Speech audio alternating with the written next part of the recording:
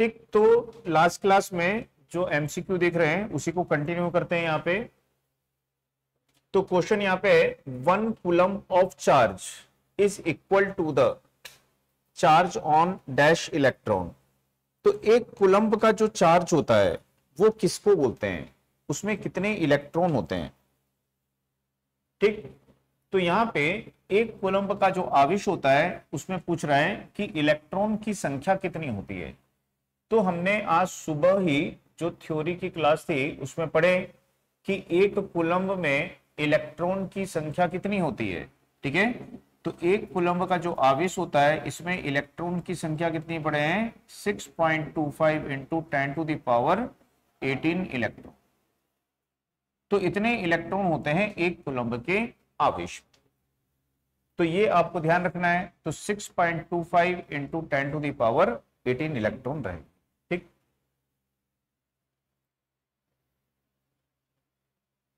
इसके बाद में देखिए 1 वॉट इज सेम एज। तो 1 वॉट किसको बोलते हैं, तो वॉट जो है वो किसकी इकाई है, शक्ति की। तो शक्ति हम किसको बोलते हैं, तो कार्य के करने की क्या होती है, दर। तो कार्य बटा क्या होता है, समय। तो कार्य की इकाई क्या होती है, जूल। समय की इकाई क्या होती है, सेकंड। ठीक, तो हम बोलेंगे कि 1 जूल प्रति सेकंड को क्या बोला जाता है, 1 वॉट बोलते हैं। ठीक है, ठीक है। एम्पियर प्रति सेकंड को क्या बोलते हैं, तो एम्पियर प्रति सेकंड कुछ नहीं होता है। ठीक है, एम्पियर सेकंड होता है। एम्पियर सेकंड का मतलब क्या होता है, आवेश होता है। ठीक है, वोल्ट प्रति सेकंड क्या होता है, तो वोल्ट प्रति सेकंड भी नहीं होता है ना, तो ये कुछ नहीं होता है। ओम सेकंड क्या होता है, तो ओम सेकंड भी कुछ नहीं होता है। सिर्फ क्या होता है, जूल प्रति सेकंड होता है। तो जूल प्रति सेकंड का मतलब क्या है, 1 वॉट होता है। वॉट एसआई इकाई है, एसआई मात्रक है, और इसको बोलेंगे व्युत्पन्न मात्रक है। ठीक है,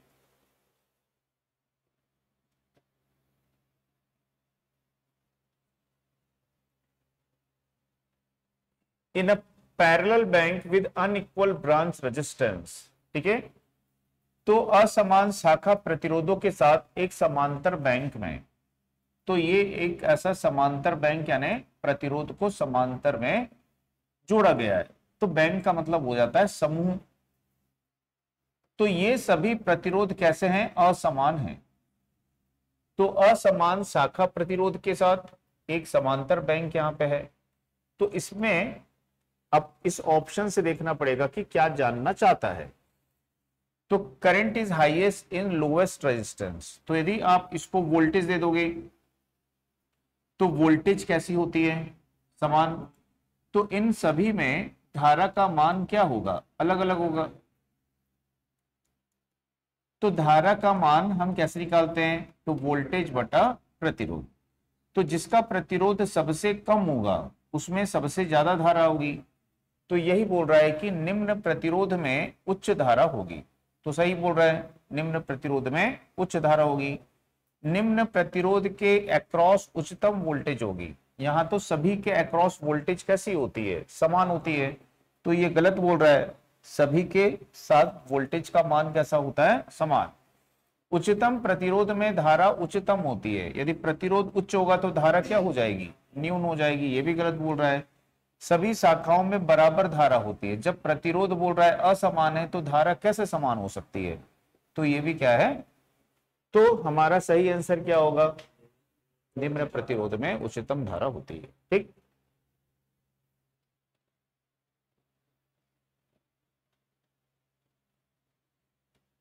tolerance of 20% in the value of carbon register is represented by.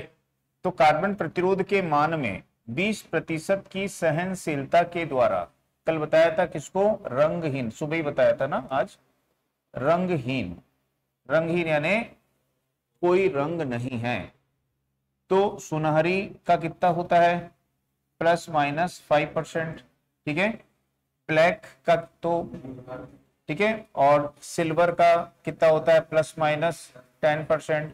और इसका कितना होता है, ±20% होता है। ठीक,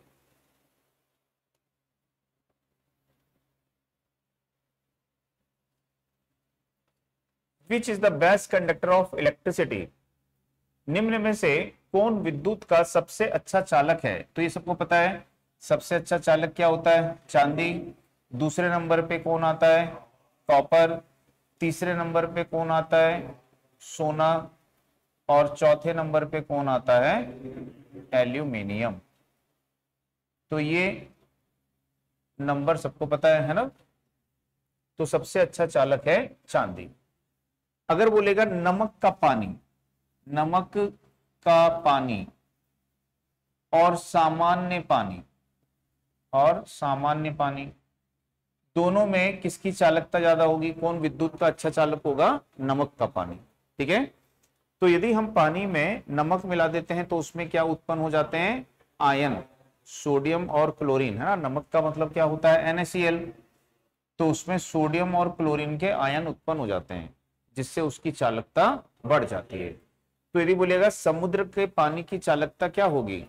ज्यादा होगी, क्योंकि समुद्र के पानी में क्या होता है? नमक होता है। ठीक है,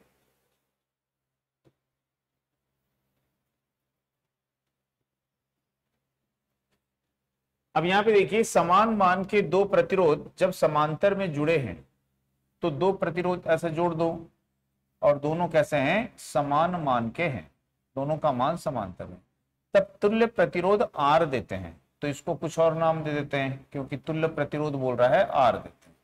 तो इन दोनों का जो तुल्य प्रतिरोध है, इक्विवेलेंट रेजिस्टेंस है, वो कितना है? R है। यदि इन प्रतिरोधों को श्रेणी में जोड़ा जाएगा तो कितना होगा? तो यहां पे हम देखेंगे कि सबसे पहले हमको क्या निकालना पड़ेगा?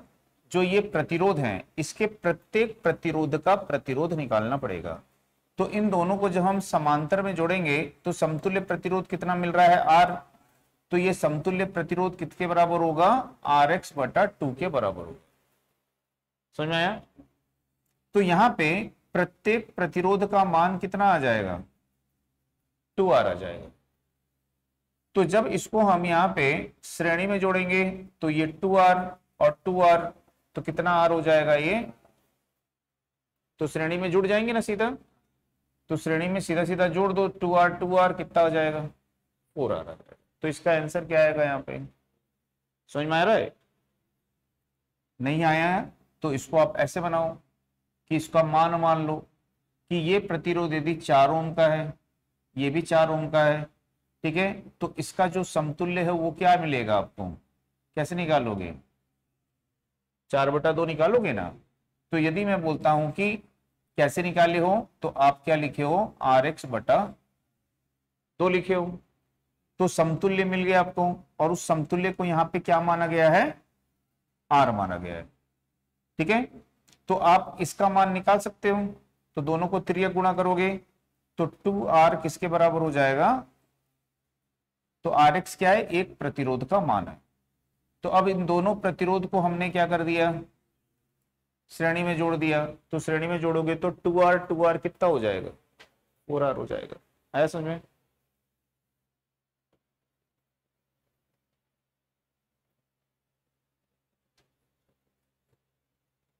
ठीक है, ये तो कल ही आज सुबह भी बताया था।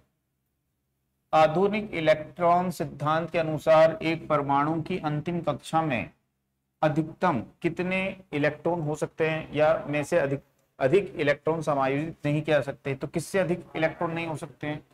8 होते हैं तो क्या होता है? वो संतृप्त हो जाती है, उसकी बाह्य कक्ष क्या होती है? सेचुरेट हो जाती है, संतृप्त हो जाती है। तो उसको क्या बोलते हैं? कि वो अक्रिय है, वो किसी से क्रिया नहीं करेगी।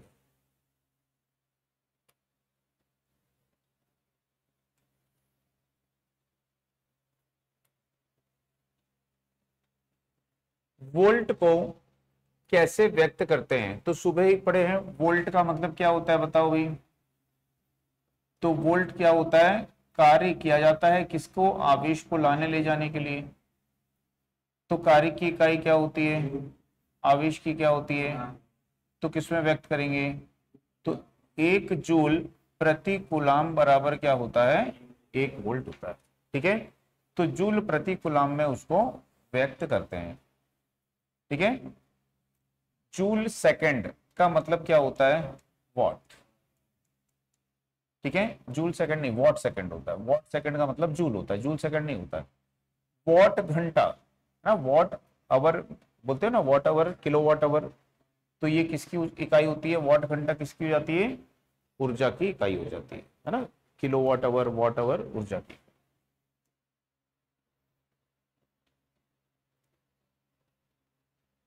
एम्पियर किसके बराबर होता है, ये भी पढ़े हो आप, ampere.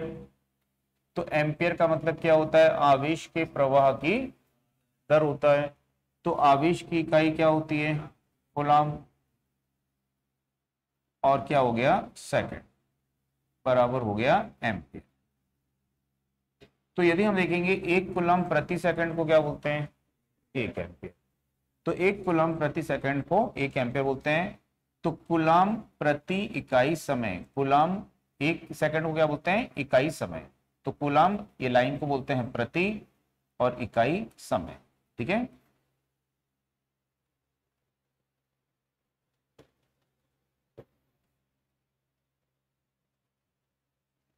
The curve representing Ohm's law, ये भी सुबह बताया हूं आपको कि ओम लॉ जो है उसका ग्राफीय निरूपण ऐसा होता है यहाँ पे।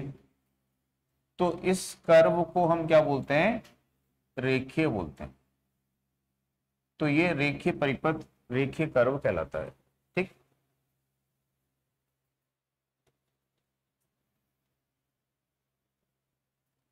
Most preferred material for standard register, ठीक है। तो मानक प्रतिरोध, मानक प्रतिरोध, स्टैंडर्ड रेजिस्टेंस का मतलब क्या होता है, मानक प्रतिरोध। तो मानक प्रतिरोध का प्रयोग कहां करते हैं, तो जैसे देखेंगे ना, व्हीट स्टोन ब्रिज पढ़ते हो आप लोग, व्हीट स्टोन सेतु। तो व्हीट स्टोन सेतु में हम क्या पढ़ते हैं, यहाँ पे इस प्रकार से गैल्वेनोमीटर, और यहाँ पे हम क्या देते हैं, सप्लाई। ये एक होता है पी क्यू आर, और ये होता है एस, ठीक है। एस का मतलब होता है स्टैंडर्ड, यानी मानक प्रतिरोध होता है। तो ये जो मानक प्रतिरोध होता है, इस मानक प्रतिरोध का मान हमको पता रहता है, और वो कैसा प्रतिरोध होता है, उसके मान को हम परिवर्ती भी कर सकते हैं। तो ये जो प्रतिरोध होता है, इसके प्रयोग से हम अज्ञात प्रतिरोध की तुलना करके उसका मान निकालते हैं। तो इसलिए ये प्रतिरोध कैसा होना चाहिए, जो कि तापक्रम के प्रभाव से अप्रभावित होना चाहिए। इस पे तापक्रम का कोई प्रभाव नहीं होना चाहिए, और दूसरा उसकी प्रतिरोधकता क्या होनी चाहिए, उच्च होनी चाहिए, ठीक है। तो मानक प्रतिरोध में क्या गुण होने चाहिए, तो मानक प्रतिरोध में क्या गुण होने चाहिए, तो मानक प्रतिरोध में जो गुण होने चाहिए वो होना चाहिए निम्न प्रतिरोध ताप गुणांक, यानी कि low temperature coefficient of resistance होना चाहिए। दूसरा, इसमें उच्च प्रतिरोधकता, यानी कि हाई रेजिस्टिविटी होनी चाहिए, ठीक है।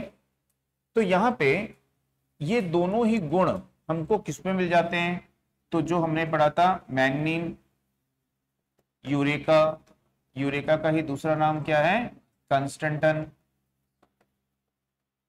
तो इनमें हमको ये गुण मिल जाते हैं। तो इसीलिए मानक प्रतिरोध के रूप में हम किसका यूज करते हैं, मैंगनीन, यूरेका या टंगस्टन का प्रयोग करेंगे, ठीक।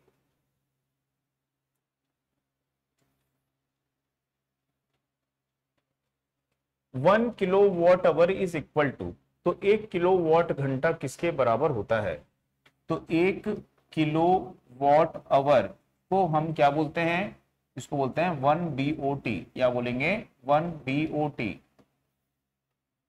बोर्ड ऑफ ट्रेड यूनिट, है ना। किसके बराबर होता है ये, 1 किलो वॉट आवर, यानी कि विद्युत ऊर्जा को मापने की जो इकाई है वो क्या है, 1 BOT, और वो किसके बराबर होती है, 1 किलोवाट आवर के बराबर होती है। 1 किलोवाट आवर का मतलब होता है कि 1 किलोवाट के किसी उपकरण को आप 1 घंटे तक चलाओगे। तो 1 किलोवाट के उपकरण को आप 1 घंटे तक चलाओगे, तो आप एक इकाई, एक यूनिट खर्च करोगे, ठीक। 1 किलोवाट का मतलब क्या होता है, 1000 वाट। 1 घंटे में कितने सेकंड होते हैं, 3600 सेकंड होते हैं, ठीक है। तो यहां पे अब इसको गुणा करोगे तो 36 और 10 की घात कितनी आ जाएगी, 5 वॉट सेकंड। वॉट सेकंड को ही क्या बोलते हैं, जूल। वॉट सेकंड ही क्या कहलाता है, जूल कहलाता है, ठीक। तो यहां पे कितना हो जाएगा 36 इंटू 10⁵। तो यहाँ पे 36 नहीं दिया है, 3.6 किया है। तो यदि हम पॉइंट लगाएंगे तो एक 10 इसके साथ में लेके आना पड़ेगा। तो इसको हम लिख सकते हैं यहाँ पे 3.6 इंटू 10⁶ वॉट सेकेंड या फिर जूल लिख सकते हैं। बस में एक दशमलव लगा दिए तो एक जीरो हटाना पड़ेगा उससे। तो हमारा आंसर क्या आ जाएगा 3.6 इंटू 10⁶ जूल हो जाएगा।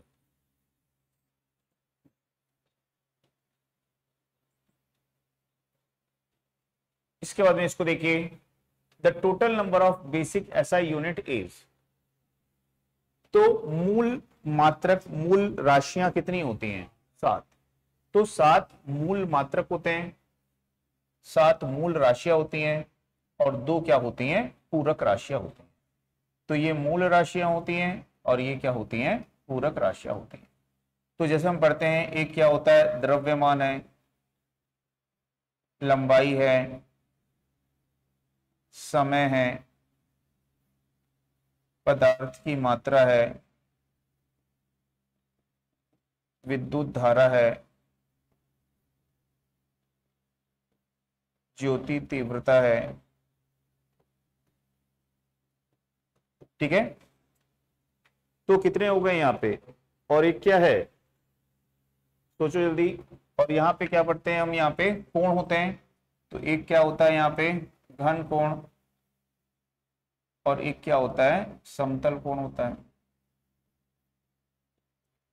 ठीक है, तो ये पूरक मात्रक होते हैं। तो लंबाई, द्रव्यमान, समय, पदार्थ की मात्रा, विद्युत धारा, ज्योति तीव्रता और एक क्या होता है ठीक है, तो क्या होता है तापक्रम। तो द्रव्यमान जो होता है इसका मात्रक किस में लिया गया है किलोग्राम, एसआई मात्रक।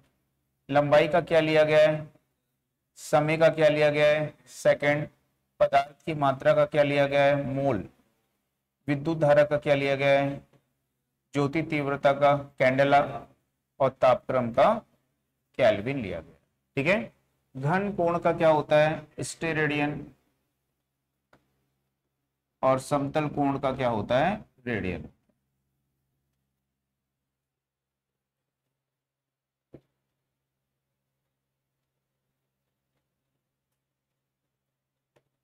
इसके बाद में देखिए a uniform wire of resistance R. अच्छा, इसको हिंदी में देखते हैं।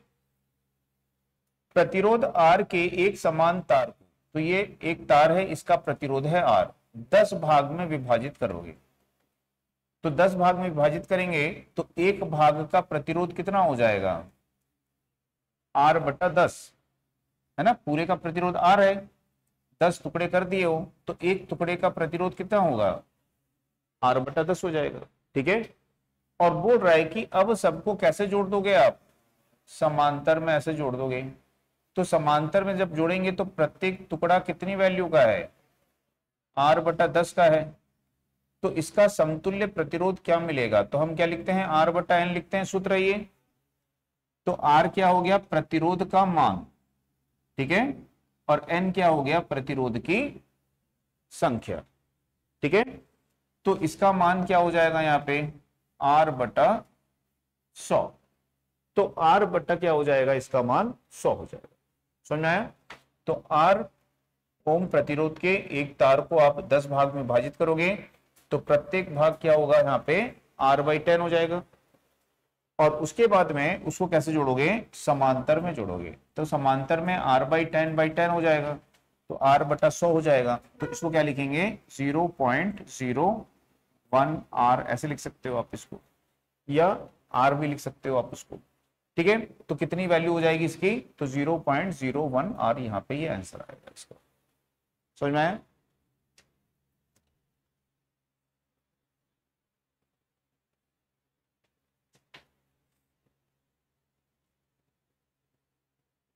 तो इसको थोड़ा सा सुधार देते हैं क्वेश्चन को। ठीक, तो अब इसके बाद में नेक्स्ट क्वेश्चन देखिए, melting point of tungsten filament. तो आपको याद रखना है कि टंगस्टन का जो फिलामेंट होता है है ना, उसका मेल्टिंग पॉइंट यानी उसका गलनांक कितना होता है, तो 3400 डिग्री सेल्सियस होता है। तो टंगस्टन का गलनांक 3400 डिग्री सेल्सियस है।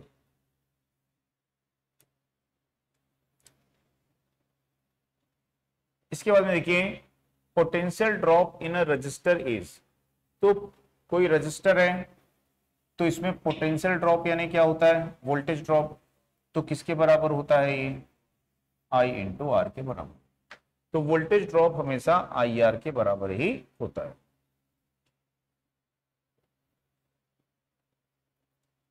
इसके बाद में देखिए वह परिपथ जिसके माध्यम से धारा प्रवाहित हो खालिस्तान परिवर्त कहलाता है।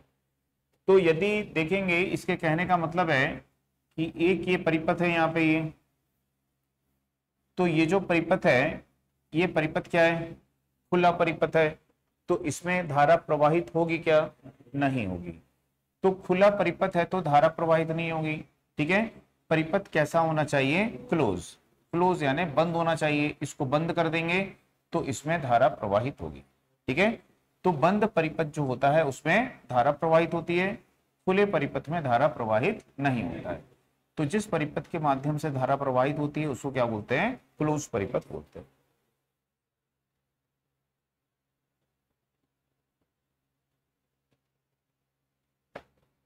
इन पैरेलल सर्किट समांतर परिपथ में अभी बताया था क्या समान होता है, समांतर परिपथ में वोल्टेज। तो समांतर परिपथ में जितने भी उपकरण लगे होते हैं उन सभी उपकरणों में वोल्टेज का मान समान होता है। श्रेणी परिपथ होता है तो उसमें किसका मान समान होता है, धारा का मान समान होता है, ठीक है। तो समांतर में वोल्टेज और श्रेणी में धारा का मान समान होता है।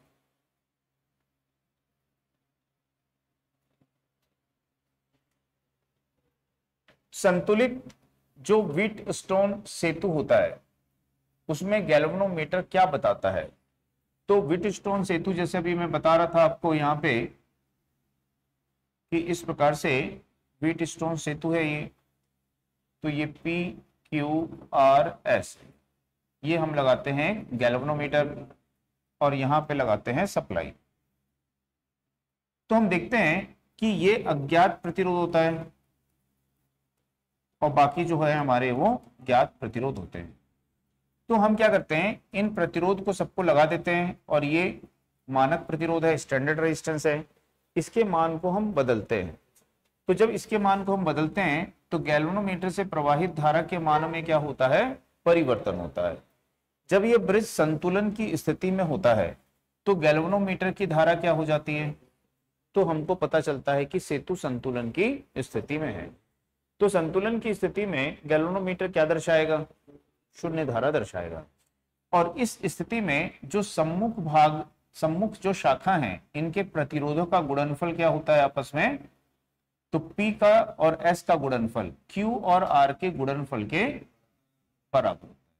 तो संतुलन की स्थिति में गैल्वेनोमीटर की धारा होती है शून्य और सम्मुख शाखाओं के प्रतिरोधों का गुणनफल क्या होता है, आपस में बराबर होता है, ठीक है। तो गैल्वेनोमीटर क्या दिखाता है, बोलता है उच्च विक्षेपण, निम्न विक्षेपण, शून्य विक्षेपण। तो क्या दिखाएगा वो, शून्य विक्षेपण दिखाएगा।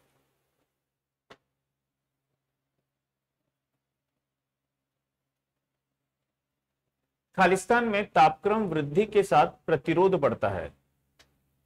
तो तापक्रम वृद्धि के साथ प्रतिरोध बढ़ रहा है मतलब कौन सा प्रतिरोध ताप गुणांक हो गया है, तो तापक्रम वृद्धि के साथ में प्रतिरोध बढ़ रहा है तो इसको क्या बोलते हैं, धनात्मक प्रतिरोध ताप गुणांक, positive temperature coefficient of resistance उसको बोलते हैं।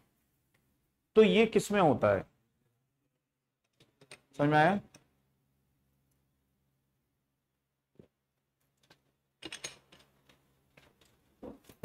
तो ये होता है शुद्ध धातुओं और मिश्र धातुओं।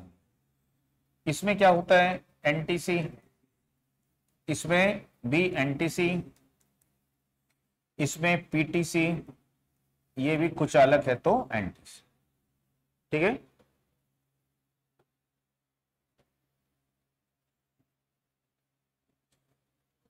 The resistance of perfect insulator is, तो पूर्ण कुचालक का प्रतिरोध होता है, ठीक है। तो पूर्ण कुचालक का प्रतिरोध कैसा होता है, अनंत होगा। पूर्ण कुचालक मतलब क्या हो गया, आदर्श कुचालक समझ लो, है ना। तो परफेक्ट का मतलब होता है जिसमें कोई कमी ना हो, तो उसको क्या बोलते हैं, आदर्श बोलते हैं। तो आदर्श कुचालक, परफेक्ट कुचालक का प्रतिरोध कितना होता है, और यदि बोलेगा आदर्श चालक का प्रतिरोध क्या होगा, शून्य। ठीक, उसको बोलते हैं सुपर कंडक्टर। सुपर कंडक्टर पढ़े हो, सुपर कंडक्टर। तो सुपर कंडक्टर जो होगा ना, इसका प्रतिरोध क्या होगा, शून्य होगा। तो सुपर कंडक्टर या सुपर कंडक्टिविटी हमको कब मिलेगी, तो वो हमको मिलेगी -273 डिग्री सेल्सियस या 0 केल्विन। यदि किसी चालक को हम इस तापक्रम पे ले आएंगे तो उसमें क्या आ जाएगी, सुपर कंडक्टिविटी आ जाएगी। ठीक है, और उस चालक में यदि एक परिपथ ऐसा बना दें, है ना, एक परिपथ ऐसा बना देते हैं, और उस चालक को हम वोल्टेज दिए, और इसमें यदि एक इलेक्ट्रॉन गति कर रहा है तो वो अनंत काल तक गति करते रहेगा, क्योंकि वो सुपर कंडक्टर है। उसमें इलेक्ट्रॉन की गति का कोई विरोध नहीं करेगा। इलेक्ट्रॉन की गति का विरोध होता है, इसलिए वो लगातार गति नहीं कर सकता है। सुपर कंडक्टर मतलब उसमें बिल्कुल भी प्रतिरोध नहीं है, तो इलेक्ट्रॉन के प्रवाह का कोई विरोध नहीं करेगा वहां पे। ठीक है,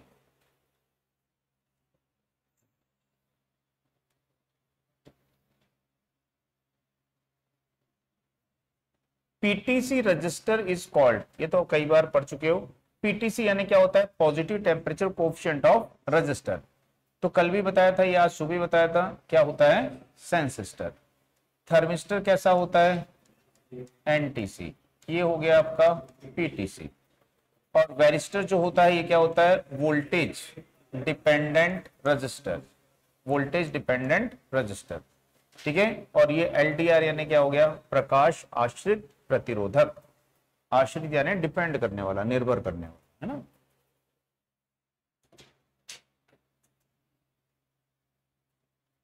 the unit of quantity of electricity can be express in SI unit. तो यहां पे बोल रहा है कि एसआई इकाई में व्यक्त विद्युत की मात्रा की इकाई क्या है। ठीक है, तो विद्युत की मात्रा किसको बोलते हैं, विद्युत की मात्रा होती है Q इज इक्वल टू क्या होता है, I। तो ये है विद्युत की मात्रा। तो विद्युत की मात्रा किसको बोलते हैं, आवेश को बोलते हैं। और वो आवेश किसके बराबर होता है, तो यदि हम देखें, एक इसकी इकाई होती है एम्पियर सेकंड, तो इसको क्या बोलते हैं, इसका व्युत्पन्न मात्रा। किसको, दूसरी इसकी इकाई पढ़ते हो कूलाम, तो कूलाम कौन सा मात्रक होता है, इसका एसआई मात्रक होता है। ठीक है, तो एसआई इकाई में व्यक्त विद्युत की मात्रा की इकाई क्या हो जाएगी, कूलाम।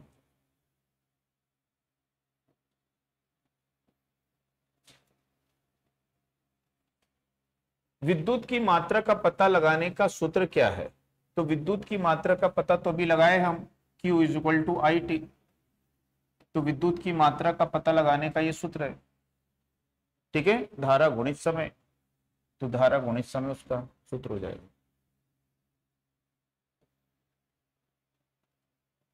इसके बाद में देखिए, कंस्टेंटन तार का उपयोग रियोस्टेट बनाने के लिए किया जाता है, क्योंकि।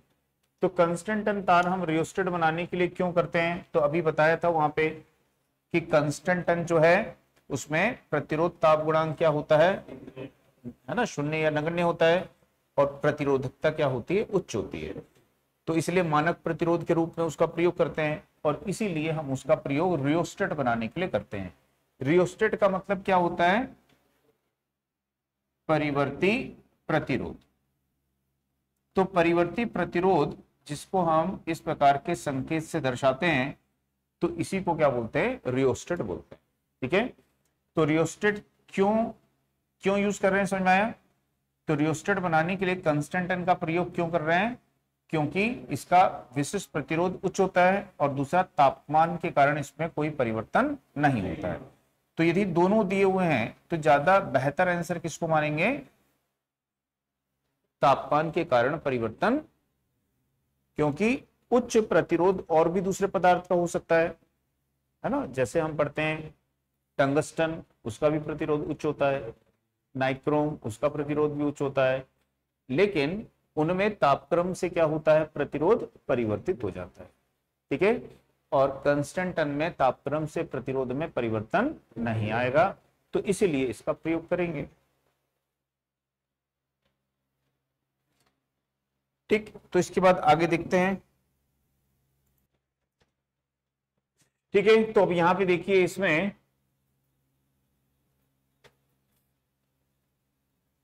1 मेगा ओम किसके समतुल्य होता है? तो जो मेगा होता है, मेगा का मतलब क्या होता है, 10⁶ होता है। तो 1 मेगा ओम किसके समतुल्य होगा, 10⁶ ओम के समतुल्य होगा।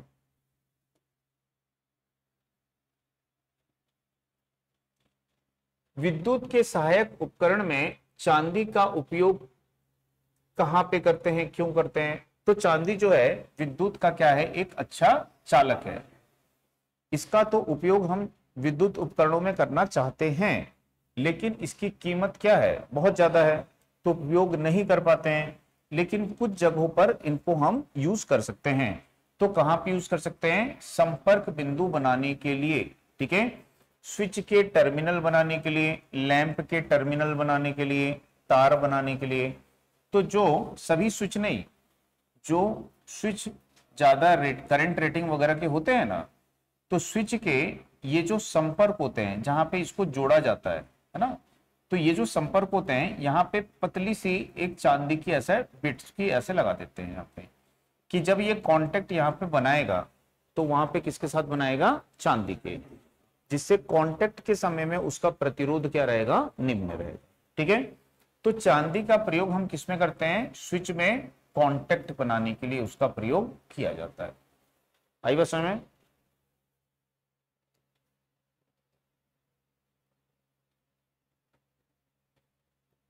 इसको देखिए,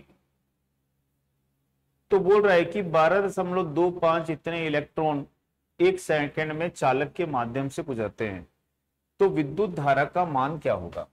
तो विद्युत धारा का मान आपको निकालना है, तो सुबह बताया था कैसे निकालोगे, तो n इंटू आवेश बटा क्या लिखोगे, समय। तो n क्या है, इलेक्ट्रॉन की संख्या है, तो कितने इलेक्ट्रॉन है उसको यहां रख देंगे, 12.25 गुणे 10⁻16 इलेक्ट्रॉन। और एक इलेक्ट्रॉन पे कितना आवेश होता है, तो 1.602 छोड़ देते हैं, गणना करना आसान हो जाता है। तो 1.6 इंटू 10⁻⁻, कितने हो जाते हैं यहाँ पे, -19 कूलम्ब का आवेश होता है। समय तो 1 सेकंड दिया है, तो 1 से भाग दोगे तो कोई फर्क पड़ेगा नहीं। अब आपको क्या करना है, ठीक है, तो इनमें से आप माइनस करोगे, पहले तो आपको गुणा करना पड़ेगा, 12.25 को 1.6 से गुणा करो। ठीक, ये 16 है और ये 19 है, तो कितने बच जाएंगे यहाँ पे, ठीक है, कितने बच जाएंगे, 3। तो 10 की घात क्या होगा, -3। तो 10 की घात -3 का मतलब क्या हो जाएगा, मिली। इनको गुणा कर लो तो आपके पास में जो आंसर आएगा वो किस में आएगा, मिली एम्पियर में आएगा। तो 12.25 को 1.6 से गुणा करिए। ठीक है, तो उसको गुणा करके देखिए कितना आंसर आता है आपके पास में। तो यहाँ पे 12.25 को गुणा करेंगे 1.6 से, तो 19.6 आएगा ये। तो 19.6, 10 की घात 3 का मतलब हो गया मिली, तो इतने मिली एम्पियर की धारा यहाँ पे रहेगी। ठीक है, तो ये आंसर यहाँ पे आ जाएगा।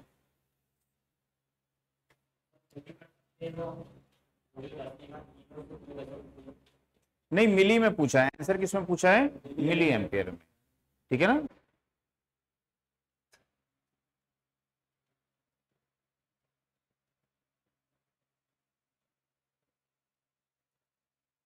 उसके बाद में देखिए, प्रेसिजन रेजिस्टेंस आर, परिशुद्ध प्रतिरोध कौन सा है, परिशुद्ध प्रतिरोध। ठीक है, तो परिशुद्ध प्रतिरोध किसको बोलेंगे, जिसमें क्या ऋणात्मक ताप गुणांक होगा, धनात्मक होगा, तो वो शुद्ध नहीं है, तापक्रम से परिवर्तित हो रहा है। इसमें भी क्या होता है, ऋणात्मक प्रतिरोध ताप गुणांक होता है। तो वायर वाउंड प्रतिरोध जो होता है, इसमें हम किसका यूज करते हैं, नाइक्रोम। तो इसका प्रतिरोध ताप गुणांक कैसा होता है, निम्न होता है। तो हम बोलेंगे इन सब में सबसे सही आंसर क्या होगा, वायर बॉन्ड होगा। ठीक है, क्योंकि उसमें तापक्रम के कारण बहुत ही कम परिवर्तन आएगा।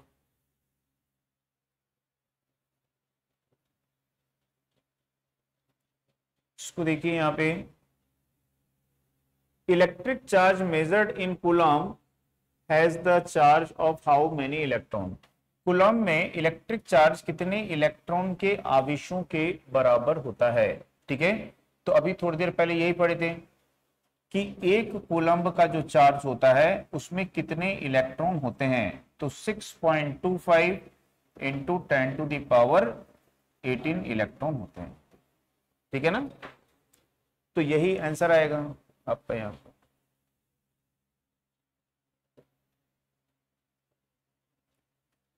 इसमें देखिए 2.2 मीटर लंबे चालक का अनुप्रस्थ काट का क्षेत्रफल दिया है।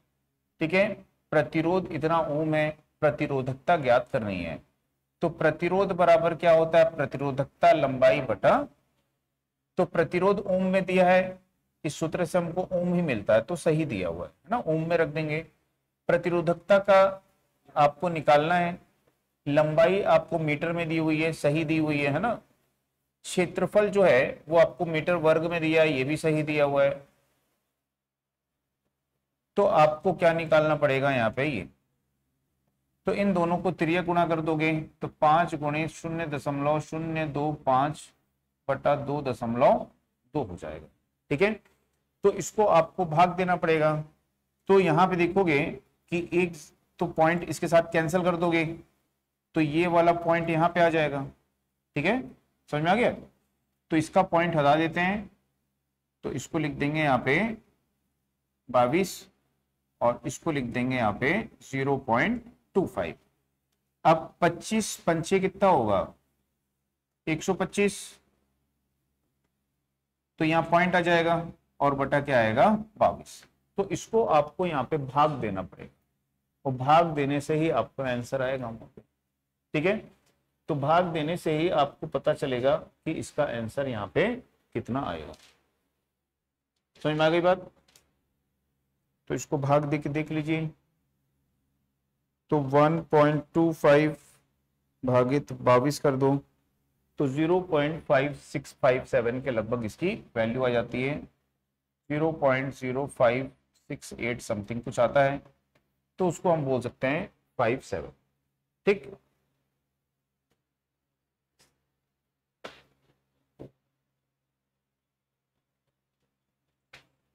एक कूलम्ब में आवेश जमा इलेक्ट्रॉन की संख्या, तो एक कूलम्ब में कितने इलेक्ट्रॉन होते हैं, तो एक कूलम्ब बराबर होता है 6.25 into 10 to the power 18 electron.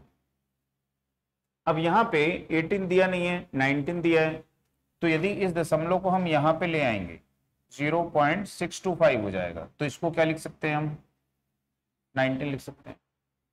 ठीक है, तो 6.25 है, तो उसको यदि हम 0.625 लिखेंगे तो 10 की घात क्या हो जाएगी, फिर 19 हो जाएगी। समझ में आता है ना ये, कि इसको आप क्या कर सकते हो कि ये जो 6.25 है और 10 की घात 18 है ना, तो इसको आप 10 से गुणा करोगे और 10 से भाग दो। तो जब 10 से भाग दोगे इसको तो ये बन जाएगा 0.625, 10 से गुणा करोगे तो क्या हो जाएगा। ठीक है,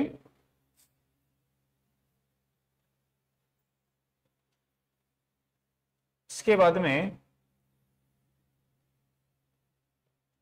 पोटेंशियल डिफरेंस कैसी राशि है, तो आपको याद रखना है कि विद्युत धारा और विभव ये दोनों कैसी राशि हैं, अदिश राशि, यानी स्केलर क्वांटिटी इसको बोलते हैं। तो विद्युत धारा और विद्युत विभव यानी पोटेंशियल या पोटेंशियल डिफरेंस या ईएमएफ कुछ भी बोले, तो वो कैसी राशि होती है, यहाँ पे अदिश राशियां होती हैं।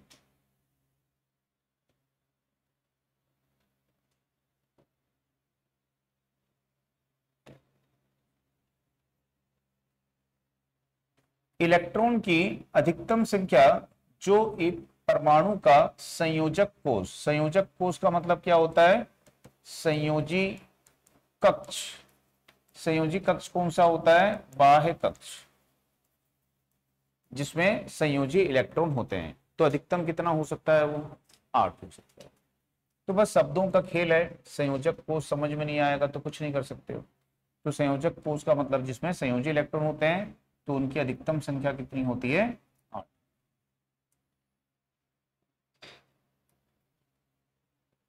तापीय और विद्युत प्रणाली में तापमान किसके समान है? ठीक है, तो यहां पे जो thermal and electrical system analogy, ये एनालॉजी होती है, इसमें टेम्परेचर को किसके समान माना गया है? तो टेम्परेचर को किसके समान माना गया है? तो ये आपको याद रखना पड़ेगा। एनालॉजीज जो होती है ना, इनको आपको क्या करना पड़ेगा? यहाँ पे याद रखना पड़ेगा। इसके लिए आप कुछ कर नहीं सकते हो, है ना। तो इसको आपको याद रखना है, तापमान को वोल्टेज के समान माना गया है।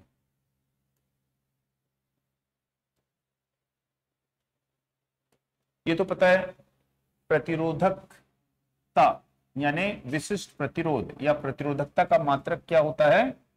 ओम मीटर, है ना, सुबह ही पढ़े हो इसको। ये किसका होता है? प्रतिरोध। ये किसका होता है? चालकता।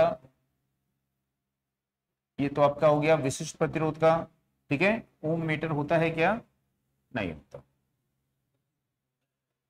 ओम मीटर किसका होता है? ओम मीटर नहीं होता, महू। क्या होता है? वो होता है महू मीटर।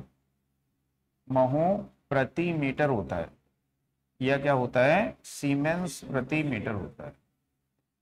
तो ये किसका होता है? विशिष्ट चालकता का होता है, विशिष्ट चालकता।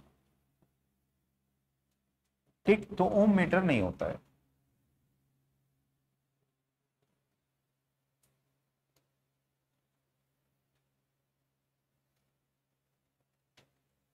जब वोल्टेज घटकर आधा हो जाता है तो बल्ब की खपत शक्ति क्या हो जाएगी? तो शक्ति क्या होती है? तो शक्ति वोल्टेज के वर्ग के, ठीक, तो वोल्टेज घटकर क्या हो गया है? आधा हो गया है। तो आधे का वर्ग क्या हो जाएगा? 1/4। तो बल्ब की शक्ति क्या हो जाएगी वहां पे? 1/4 हो जाएगी। तो वोल्टेज को यदि आधा कर दिया जाए तो बल्ब की शक्ति आधी हो जाती है। इसलिए जो लैंप लोड होते हैं ना, बल्ब वगैरह, उनको कैसी वोल्टेज दी जाती है? स्थिर वोल्टेज दी जाती है, जिससे कि उनकी प्रकाश, उनकी शक्ति कैसी रहेगी? स्थिर रहेगी। कभी भी बल्ब को उसकी क्षमता से ज्यादा वोल्टेज नहीं देना है, नहीं तो बल्ब क्या होगा? फ्यूज हो जाएगा। ठीक है,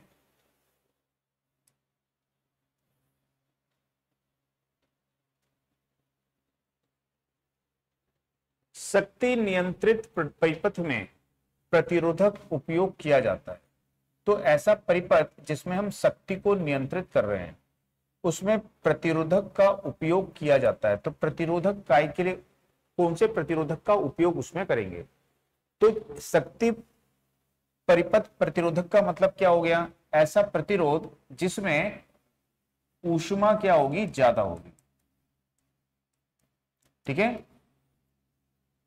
जैसे हम बोलते हैं ना, एक होता है लाइट वायरिंग, एक होती है पावर वायरिंग।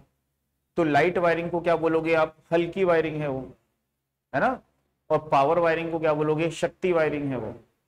तो पावर वायरिंग, शक्ति वायरिंग में क्यों बोलते हैं? क्योंकि उसमें धारा का मान क्या होता है? ज्यादा होता है। तो धारा का मान ज्यादा है तो ऊष्मा ज्यादा होती है, शक्ति ज्यादा होती है। तो उसमें हम कौन से प्रतिरोध का प्रयोग करेंगे? जिसकी ऊष्मा उत्सर्जन क्षमता ज्यादा होती है। तो हमने पढ़ा है वायर बाउंड प्रतिरोध की ऊष्मा उत्सर्जन क्षमता क्या होती है?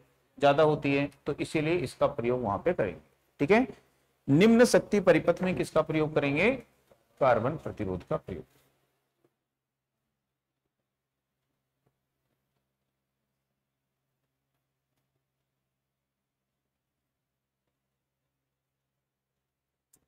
इसके बाद देखिए, 1000 वॉट हीटर कुंडली का एक छोटा सा हिस्सा टूट जाता है। तो ये जो सुबह भी शायद या कल भी आया था क्वेश्चन, कि इस तरह से कोई एक हीटर है, इसका छोटा सा हिस्सा टूट जाता है, तो उसको हटा देंगे।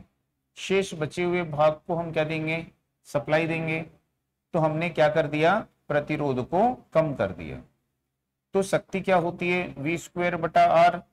तो प्रतिरोध को यदि कम कर दोगे तो शक्ति क्या होगी, तो प्रतिरोध यहाँ पे घट जाता है तो शक्ति क्या होती है, तो अब उसकी शक्ति क्या होगी, 1000 वाट का है तो 1000 वाट से ज्यादा हो जाएगी, तो उसकी शक्ति 1000 वाट से ज्यादा हो जाएगी। ठीक,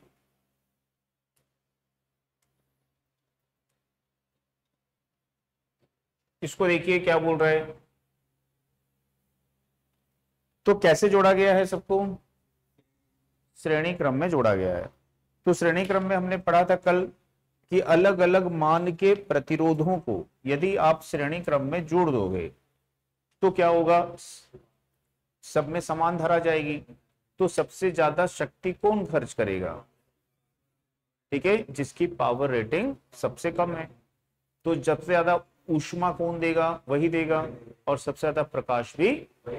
तो अलग अलग पावर रेटिंग के यदि उपकरणों को या बल्ब को हम श्रेणी क्रम में जोड़ देंगे तो जिसकी पावर रेटिंग सबसे कम होती है वही सबसे ज्यादा शक्ति खर्च करता है, और वही सबसे ज्यादा ऊष्मा भी उत्पन्न करता है, और वही बल्ब है तो सबसे ज्यादा प्रकाश भी देगा। आई बात समझ में। तो इसका आंसर क्या आ जाएगा, जो भी पावर रेटिंग सबसे कम है तो वो आंसर आ जाएगा इसका।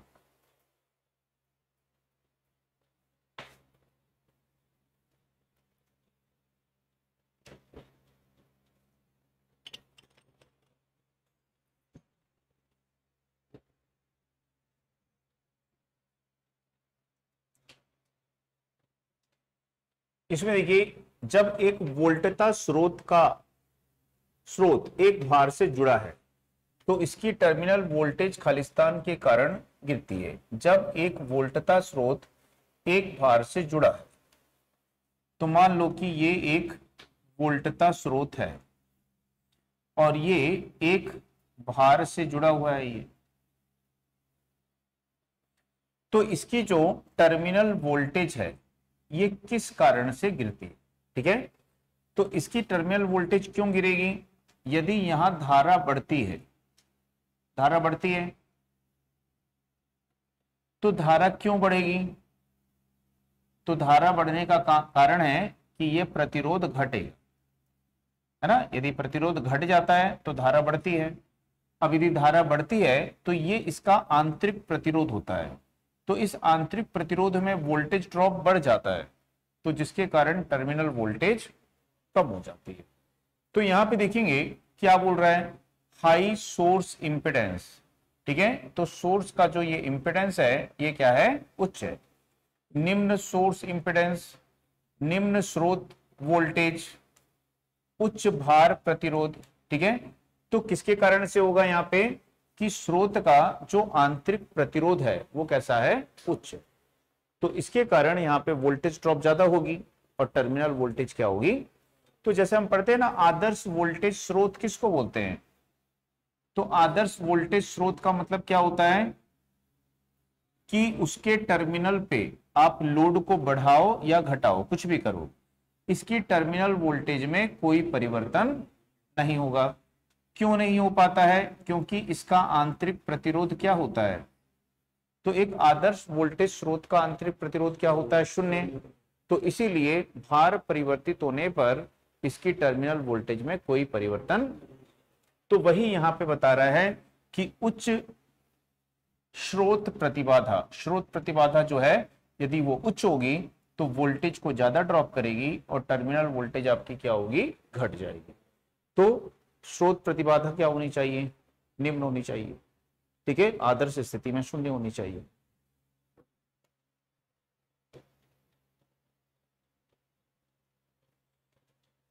ठीक है।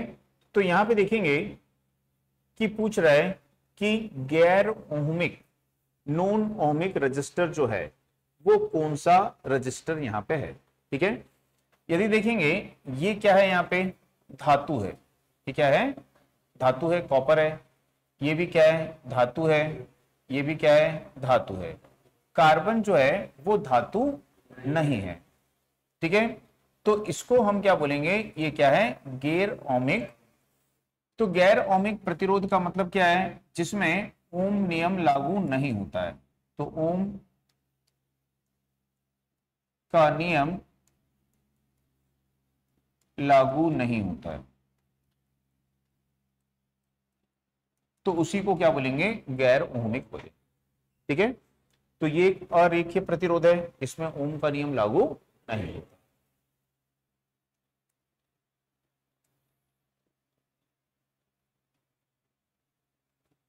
ये तो कल परसों भी आया था।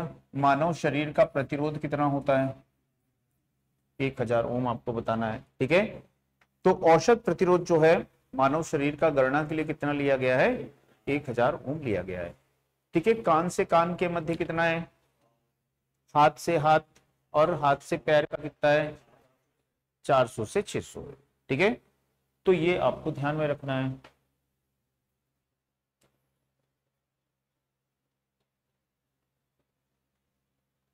एक पदार्थ जिसके अणु समान अणुओं से मिलकर बने होते हैं, असमान परमाणु से मिलकर बने होते हैं। ठीक है, तो जैसे कि एक है H2O,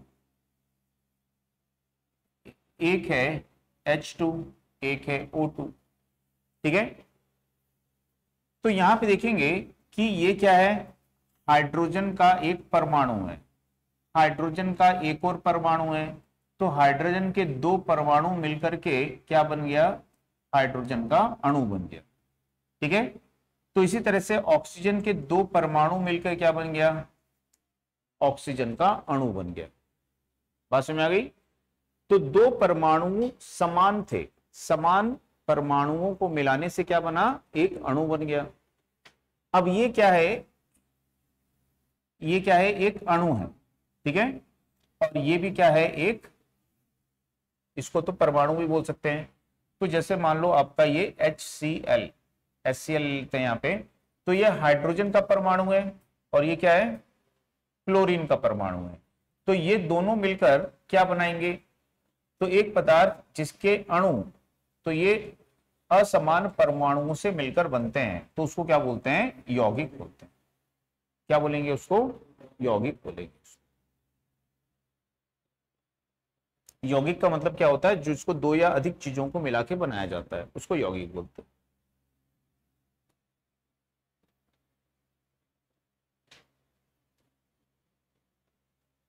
विद्युत रोधी पदार्थ का कार्य क्या होता है। ठीक है, तो तारों के बीच में लघु परिपथ को रोकना है ना, यदि यूज नहीं करेंगे तो लघु परिपथ यानी शॉर्ट सर्किट हो जाएगा वायरिंग में। वोल्टेज स्रोत और भार के बीच खुले परिपथ को रोकना, ये काम इसका नहीं होता है। बहुत बड़ी धाराओं का संचालन करना, ये काम होता है क्या। बहुत उच्च धाराओं का भंडारण करना, ये तो सब ऐसे ही दिया हुआ है, ऐसे पढ़ के समझ में आ जाता है, ये हो ही नहीं सकते। कौन सा आंसर आएगा, चालक तारों के मध्य लघु परिपथ को रोकना, शॉर्ट सर्किट को रोकना।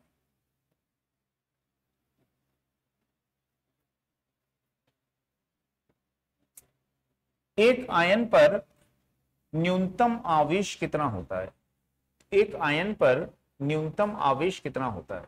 ठीक है, तो जैसे मैंने बताया था कि यदि किसी परमाणु से एक इलेक्ट्रॉन निकल जाता है, ठीक है, तो हम क्या बोलते हैं, ये क्या बन गया है, धन आयन बन गया। तो ये एक धन आयन हो गया ये। तो एक धन आयन जो है उस पर कितना आवेश होगा, तो जितना एक इलेक्ट्रॉन में होता है। ठीक है, तो एक इलेक्ट्रॉन में जितना आवेश है उतना ही किसमें होगा, एक आयन में आवेश होगा। आई बात समझ में। तो याद रखना है, एक आयन में आवेश किसके बराबर होता है, इलेक्ट्रॉन के बराबर।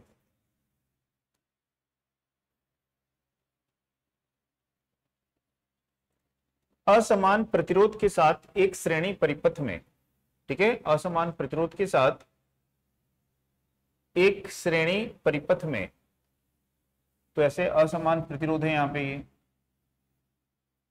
एक श्रेणी परिपथ में। ठीक है, तो बोल रहा है highest resistance has most of current, मतलब उच्चतम प्रतिरोध के माध्यम से सबसे ज्यादा धारा जाएगी। दोनों में समान धारा जाएगी, दोनों में कैसी धारा जाएगी, समान धारा। कम प्रतिरोध में अधिक वोल्ट पात होगा। ठीक है, यदि वोल्ट पात की बात करें तो ये वोल्ट पात होगा। तो तो किसमें वोल्ट पाथ ज्यादा होगा? जिसका प्रतिरोध ज्यादा है ना, दोनों में धारा समान है। जिसका गुणनफल ज्यादा होगा उसमें वोल्ट पाथ ज्यादा होगा। तो गुणनफल किसका ज्यादा होगा? जिसका प्रतिरोध ज्यादा है। ठीक। सबसे कम प्रतिरोध में सबसे अधिक धारा होगी। इन दोनों में जो सबसे कम प्रतिरोध होगा, ऐसा तो हो नहीं सकता, दोनों में तो धारा समान होगी। उच्चतम प्रतिरोध में सबसे अधिक वोल्टपात होगा, तो अभी वही बताया, जिसका प्रतिरोध उच्च होगा उसमें वोल्टेज ड्रॉप अधिक होगा, जिसका प्रतिरोध कम होगा उसमें वोल्टेज ड्रॉप कम होगा। ठीक। यदि समझ में नहीं आता है तो आप ऐसे धारा ले लो, जैसे ये 1 एम्पियर धारा है, ये 2 ओम मान लो, ये 1 एम्पियर धारा है, ये 4 ओम मान लो, तो इसमें 2 वोल्ट ड्रॉप होगी इसमें, तो जिसका प्रतिरोध ज्यादा है उसमें ज्यादा वोल्टेज ड्रॉप हो जाएगी। ठीक है।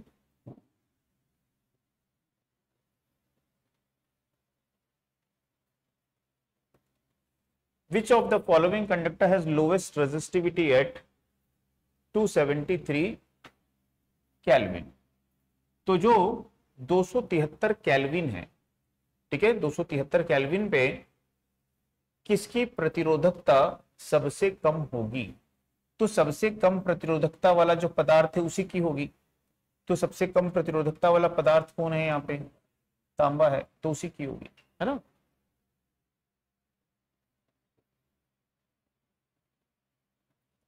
Specific resistance of a conductor depends upon, यानी चालक का विशिष्ट प्रतिरोध किस पर निर्भर करता है? तो विशिष्ट प्रतिरोध जो होता है ये क्या होता है? एक नियतांक होता है। ठीक है। तो ये चालक की लंबाई, चालक के क्षेत्रफल या चालक के प्रतिरोध पर निर्भर नहीं करता है। तो विशिष्ट प्रतिरोध इनमें से किसी पर निर्भर नहीं करता है। तो विशिष्ट प्रतिरोध किस पर निर्भर करता है? चालक की प्रकृति पर, कि वो चालक किस पदार्थ का बना हुआ है, तो उस पदार्थ के आंतरिक संगठन पर निर्भर करता है। यदि उस चालक के अंदर में जो मुक्त इलेक्ट्रॉन होंगे इनकी संख्या ज्यादा होगी तो प्रतिरोध घट जाएगा। ठीक है। और मुक्त इलेक्ट्रॉन यदि कम होंगे तो प्रतिरोध क्या होगा? बढ़ जाएगा। तो याद रखना है, विशिष्ट प्रतिरोध जो है चालक के संगठन पर निर्भर करता है, या बोलेगा कि यदि किसी पदार्थ में मुक्त इलेक्ट्रॉन की संख्या बढ़ जाएगी तो उसका विशिष्ट प्रतिरोध क्या हो जाएगा? घट जाएगा, है ना। और मुक्त इलेक्ट्रॉन कम होंगे तो विशिष्ट प्रतिरोध क्या होगा? बढ़ जाएगा।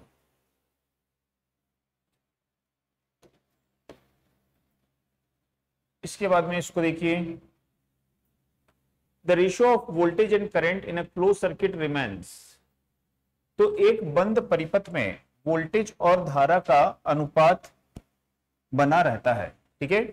तो कोई बंद परिपथ है, यहाँ पे ऐसा ये जुड़ा हुआ परिपथ है ना, बंद परिपथ इसी को बोलते हैं। तो इसमें जो वोल्टेज और धारा का अनुपात बना रहता है, तो वोल्टेज और धारा का अनुपात बना रहता है, कैसा बना रहता है? प्रतिरोध। प्रतिरोध क्या होता है? स्थिरांक होता है, नियतांक होता है। कल पढ़े थे ना ओम का नियम, कि किसी भी परिपथ में वोल्टेज और धारा का अनुपात क्या होता है? एक नियतांक होता है, कांस्टेंट होता है, और वो कांस्टेंट ही क्या कहलाता है? सर्किट का प्रतिरोध कहलाता है। तो वोल्टेज और धारा का अनुपात क्या होता है? नियतांक होता है। आई बात समझ? ओम का नियम पूछ रहा है ये, और कुछ भी नहीं पूछ रहा। तो इतना समझ में आया? तो इतना ही देखते हैं अभी, बाकी फिर नेक्स्ट क्लास में।